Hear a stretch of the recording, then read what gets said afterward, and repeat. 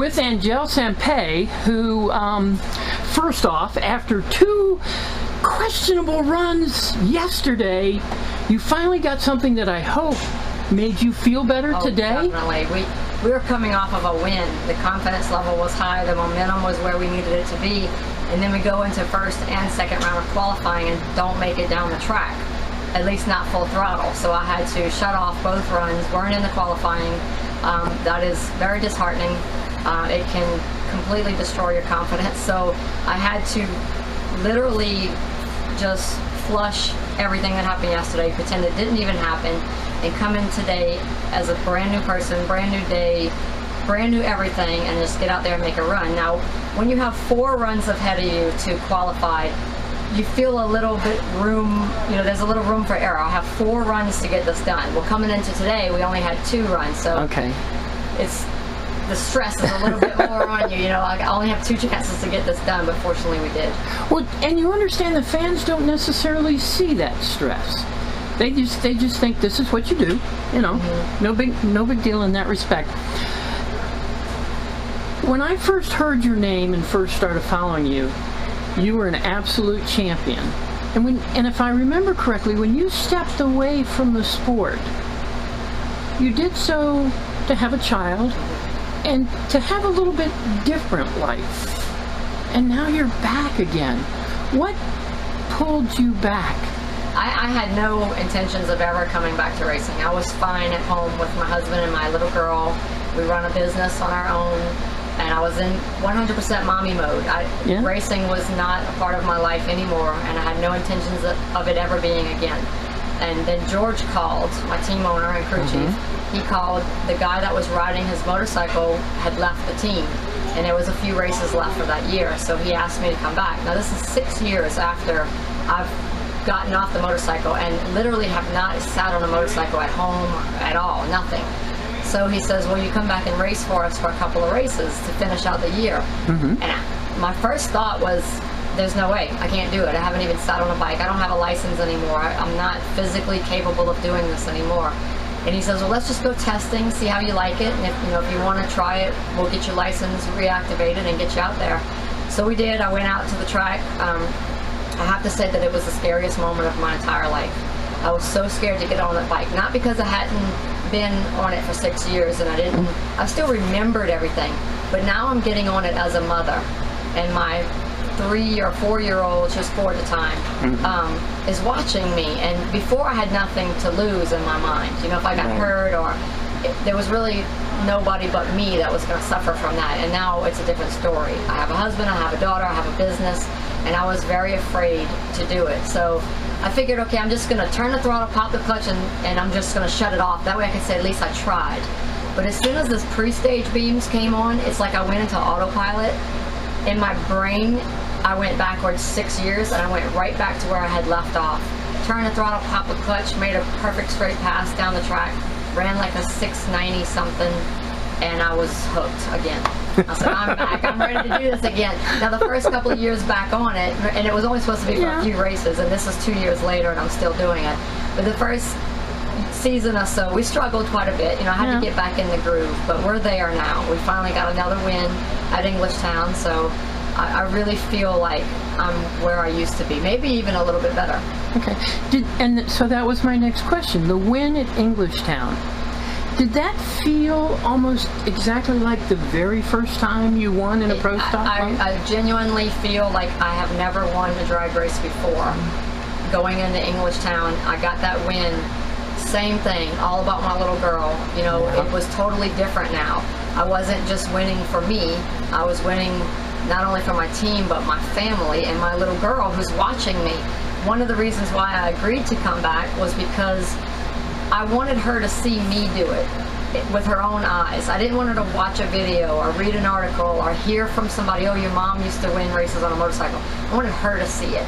And I wanted to set an example for her to show her that you can do anything you want to do as long as you set your mind to it and work hard. In her playroom, I have a little sign that says, dreams only work if you do. And I constantly remind her of that, even at 5 years old. So here I go, I'm coming back, I'm going to show her what I can do. And I'm struggling, and I'm not winning. And then I said, oh my God, I've made a mistake. I should have just let her watch the videos. Now I'm showing her that I can't do this again. But when I won and I realized that I had not made a mistake by coming back and she gets to see this, the emotions were uncontrollable. I mean, I was crying, I couldn't keep still, I almost hyperventilated because I just was so proud that, I mean, the first thing I did was look in the camera and I said, Mommy won the trophy. You know, it was her. It was all I could think about was her. Does she come to the track? She's actually here this weekend. She's here this weekend? Her priorities are a little different than mine. She's at the water park. You know, it's a little better than drag races. 5 years old.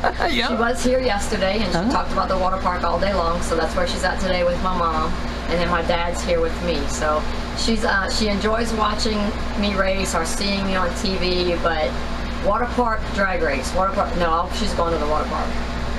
Doesn't that make you feel so much better as a parent to know there's so much more in life for her than just a motorcycle? Yeah, definitely. Like, I don't think I want racing to be what it is that she strives for, because it's a tough life for a girl. Yeah. And I don't know if I want her to be, you know, put in that situation where the people beat her up on the internet, and no matter what you try to say or do, how good of a person you try to be, there's always somebody that has something to say about why they don't like you. And you know what? You can read it and brush it off or let it run off your back like water on a duck, but it hurts. You know, you read that stuff, and I have fans that complain that they didn't get my autograph. Well, it's because they came at a bad time. Like this morning, I signed autographs for an hour and a half straight. I never took a break. But I had to take a break, so I come in, the next person walks up to the rope, they see me walking away, so all they think is she doesn't sign autographs. So, you know, people get aggravated. I don't want her to have to deal with that stuff, but if racing is what she chooses, I will support her 100% and do whatever I can to help her get there. I'm hoping it's more in a line of she wants to be a veterinarian, you know, so I can help her do that. So, but I will definitely try to instill in her that whatever it is you choose to do, I don't care if it's a janitor, you do it 100% with all you have, you believe in yourself, and you be the best janitor in the world. That's what I want her to know. With everything you've said, does this mean you're going to stick around as a bike rider for a little bit longer? I'm feeling really confident and comfortable and having a good time. I don't think it's really up to me though. Like I would probably race several more years if the team wants me and I'm physically capable of doing it. Right. It's hard to leave Ava at home. That's the hardest part, is the separation when I'm traveling. But the big factor is the sponsorship, of course. We're lucky enough this year that we have Corey, my teammate, racing with me, and his parents, Jim and Annie Whiteley, own Precision Service Equipment, and they sponsor our team. I don't know how long they're going to want to do it, you know, so if they step away at the end of the year and we don't have a sponsor, then I may be sitting on the sidelines again. So we'll see how it goes. I'm just hoping that we can stay out here as long as we want to be out here. That's always the goal. Final yet toughest question I've got to ask you. Can you win tomorrow? I can win at any moment. And the thing is that makes it tough, though, is that any racer out here can win. That the competition is so tough that the first round is like a final round now. You know, back in the day when I used to race on the Winston bike, first round was easy peasy. You knew you had that. It's not that way anymore. You have to be on your game. You have to be perfect for first, second, third, and fourth round. So I know I can. I know my team has it. I know my bike has it. It's just a matter, these days, it's a matter of if the stars are going to be in line for you today or for your competitor.